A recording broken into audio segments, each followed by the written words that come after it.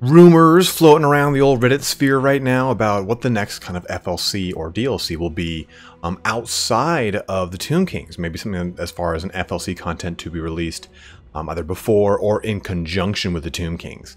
And as you can see from the little picture here, watch it flash up, it does kind of reveal some information that some of the modders have found in the code of, not necessarily the code, but necessarily just some of the behind-the-scenes work of Total War Warhammer 2. And we can see, it says land units on-screen name, Warhammer 2, DLC 09, HEF, High Elf, Infantry, Shadow Warriors. We also see another one right below that, pretty much the same exact thing, leading up to SKV, Skaven CHA character, Tretch Craventail. Then below that we do see, it'll say Casket of Souls, Screaming Skull, Catapult, Necropolis Knights, more of the Tomb King stuff coming.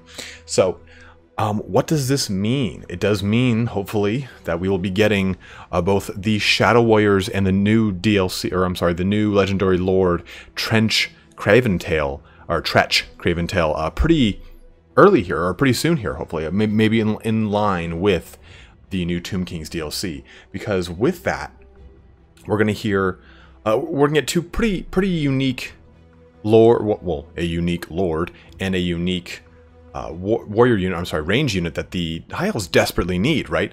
Let's kind of dive down into these units and these selections that they're going to be hopefully giving out to us. And we can also see from the actual forthcoming free content for Total War Warhammer 2 update that they released around, the picture that they released around the launch of Total War Warhammer 2.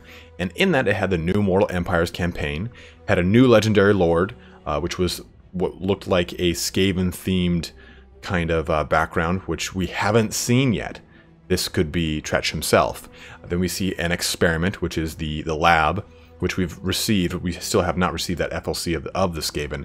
Then we see a High Elf Legendary Lord and a Lizardman Legendary Lord.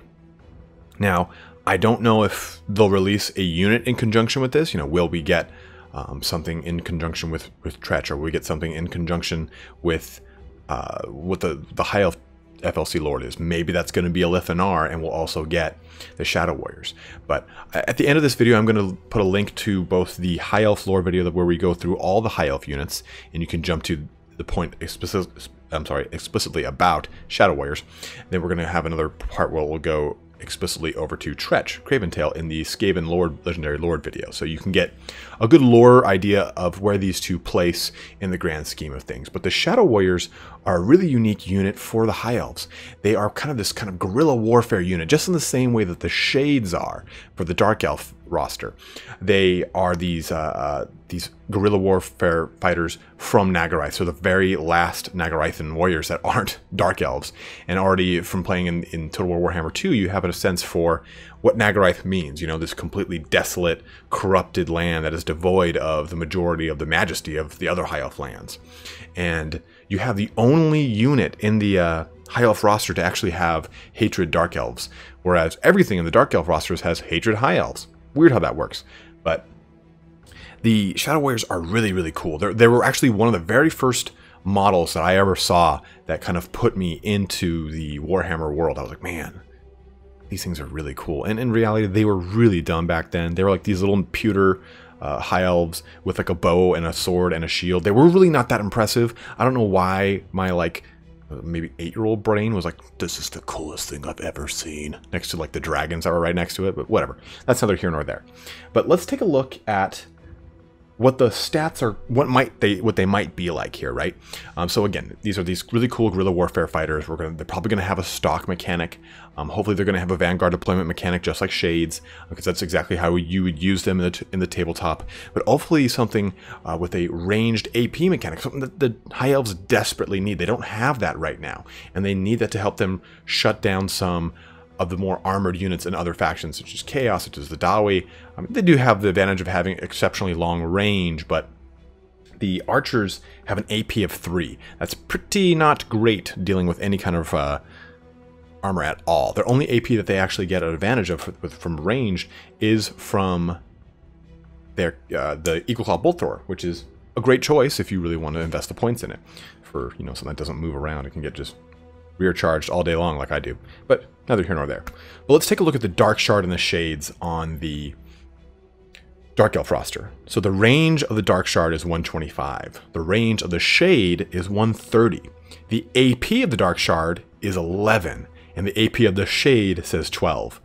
It's kind of funny too, because the Shade has on its little tooltip armor-piercing ranged missiles. And it's like, oh, okay, so one more makes it, categorizes it as AP as far as that little tooltip goes, but whatever. They both have the AP characteristics. They both have pretty substantial AP from a range standpoint. Now, let's take a look at the High Elf roster. So archers have long bows, giving them a range of 180 and an AP of 3. Lothern Sea Guard have regular bows. That's straight from the tabletop. It's the same thing in here. They have a slightly reduced range at 165, but an AP of 4, so slightly higher AP.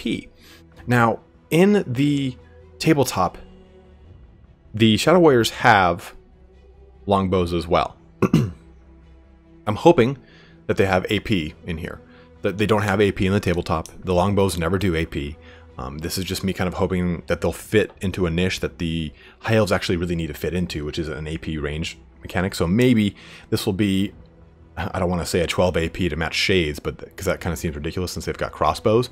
But maybe it'll be a 5 or a 6 AP, something a little more substantial to kind of play into the fact that these are warriors that are constantly hiding out in the forests of Nagarath, poaching and sniping out any kind of Dark Elf invaders. So it'd be very, you know, thematic to that role, and their role as kind of a backline harassment unit that is meant to shut down artillery, shut down range units, from the tabletop at least, would really fit into the Shadow Warriors. And I'm really curious to see if they add a lot of variations to them, like 2-hand weapons, great weapons, stuff like that. But that covers our Shadow Warriors here, and let's go into Tretch Craventail, who I'm actually quite surprised is a Legendary Lord thing here. He is, to be totally honest, he's a hero. He's not a lord, so it doesn't make a lot of sense to me. So him being a Legendary Lord choice is a little interesting. He does have this really cool thing where it's like a lucky skull helm, which gives him a ward save. That would confer a ward save to him, I would assume. In addition to that, he does have 2-hand weapons, so I'm probably going to see him as sort of an anti-infantry AP type character, a little bit of a duelist, but he's going to have some movement abilities, I would hope, that fall in line with his special rules, allow him to kind of get in and out of combat quickly. He's mainly meant for flanking.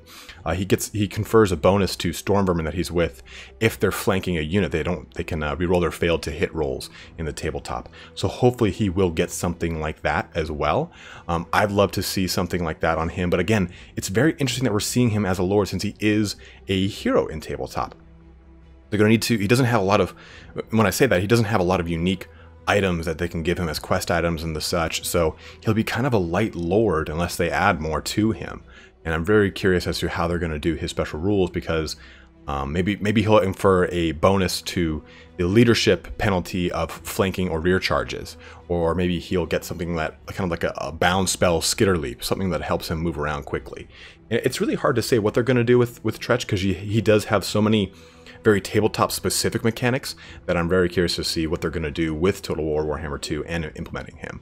But hopefully you guys got a pretty good idea of how these two units are going to really play out, and who knows when they're going to come. You know, maybe the Shadow Warriors are going to fall off with a Lithan R. Maybe they're going to fall on a whole thing separately. It does all say DLC 09 on these, so that makes me think that maybe that they're going to come at the same time as the Tomb Kings, because the Tomb King DLC is going to have a bevy of stuff with it. I mean, obviously it's going to have a whole brand new faction here, but at the same time, it seems like we're going to be getting their Regiments of Renown as their legions of lore or something. Their special legions that they can summon up.